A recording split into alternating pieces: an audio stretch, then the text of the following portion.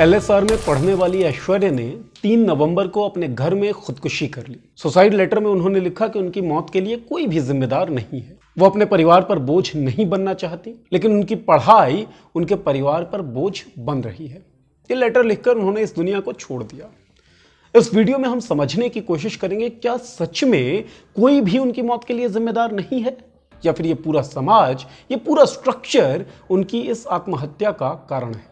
Are we not going to question that how this government systematically had broken down the education system for the people who are coming from the underprivileged families, from the underprivileged communities? We don't want, again, such lives are lost just because of the negligence of the system, and that is why this is an institutional murder. आंकड़े बताते हैं कि 1995 से लेकर 2019 तक 1,70,000 students ने suicide किया। इनमें से 52% यानी कि लगभग 90,000 स्टूडेंट्स ने पिछले 10 सालों में आत्महत्या की है।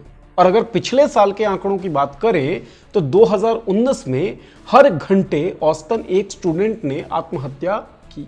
रोहित वेमुला याद है? हैदराबाद यूनिवर्सिटी के स्टूडेंट थे। यूनिवर्सिटी ने उनके स्कॉलरशिप की रकम देनी बंद कर दी थी, जिसके बाद रोहित वेमुला ने अपनी जिंदगी को खत्म कर लिया।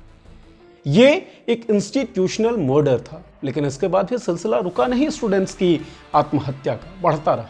2019 में फातिमा लतीफ, जो कि आईआईटी मद्रास की स्टूडेंट थी, उन्होंने आत्महत्या की। हजारों नाम इस दरमियान जुड़ते चले गए जिन्होंने आत्महत्या की स्टूडेंट्स ने, और बिल्कुल ताजा नाम जुड़ा है ऐश्वर्या का।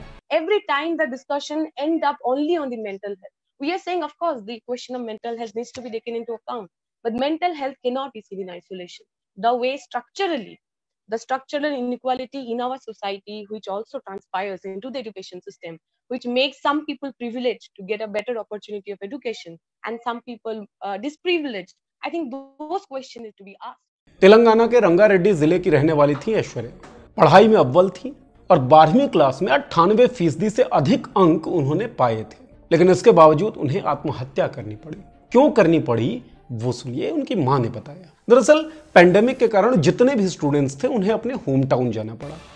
ऐश्वर्या भी अपने होम टाउन में थी, तेलंगाना में। फिर फरमान आया कॉलेज की तरफ से सितंबर अक्टूबर में कि हॉस्टल खाली कर दिया जाए। 30-40 हजार रुपए लगते इस पूरी प्रक्रिया में। दिल्ली तक जाना था, हॉस्टल वैकेट करना था, नया पीजी या नया रूम वो ढूंढना था, उसकी सिक्योरिटी, उसका एडवांस देना था और फिर वापस अपने होम टाउन आना था। 30 से 40 हजार रुपयों की जरूरत थी, जिसका प्रबंध करने के लिए ऐश्वर्या ने अपने पेरेंट्स को कहा, लेकिन पैंडेमिक के कारण पैसों का प्रबंध नहीं हो पाया। ऐश्वर्या की मां बताती हैं कि पहले ही घर और आभूषण गिरवी रखकर लोन लिया गया था ताकि ऐश्वर्या की पढ़ाई हो सके। गौरतलब है ऐश्वर्या की एक छोटी बहन है जिनकी पढ़ाई रोक दी गई पैसों की कमी के कारण। ऐश्वर्या को 12वीं क्लास में उनके मार्क्स के कारण इंस्पायर स्कॉलरशिप के लिए चुना गया, लेकिन उनके पिता बताते हैं कि स्कॉलरशिप की रकम भी समय पर नहीं आई, जिसके कारण आर्थिक संकट और अधिक गहराता चला गया। और भयानक आर्थिक संकट से जूझते हुए आखिरकार ऐश्वर्या ने यह कदम उठाया। अपने गांव से, अपने कम्युनिटी से वो पहली लड़की थी जो दिल्ली आ सकी और एलएसआर कॉलेज जैसे प्रेस्टिजियस कॉलेज में पढ़ाई कर सकी।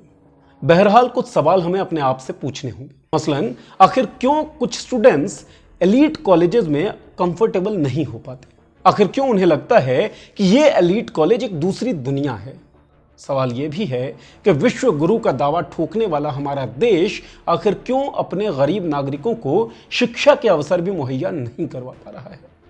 ये सवाल पूछते रहिए, क्योंकि पूंजीवाद के जिस दौर से हम लोग गुजर रहे हैं उसमें कब कौन मिडिल क्लास से lower middle class, lower middle class से लोअर क्लास में चला जाए किसी को पता नहीं चलेगा। कल रोहित थे, फातिमा थी, आज ऐश्वर्या हैं, कल हम में से कोई भी हो सकता है। इसीलिए सवाल उठाते रहना जरूरी है। हम उठाते रहेंगे सवाल, आप भी देते रहिए साथ। देखते रहिए मॉलिटिक्स। सब्सक्राइब कीजिए हमारा यूट्यूब चैनल, और अगर फेसबुक पर देख रहे हैं वीडियो तो लाइक कीजिए हमारा पेज। शुक्रिया। आपका मुद्दा बनेगा देश का मुद्दा। मॉलिटिक्स ऐप पर शेयर करिए अपनी बात हमारे साथ, हम उठाएंगे आपकी आवाज।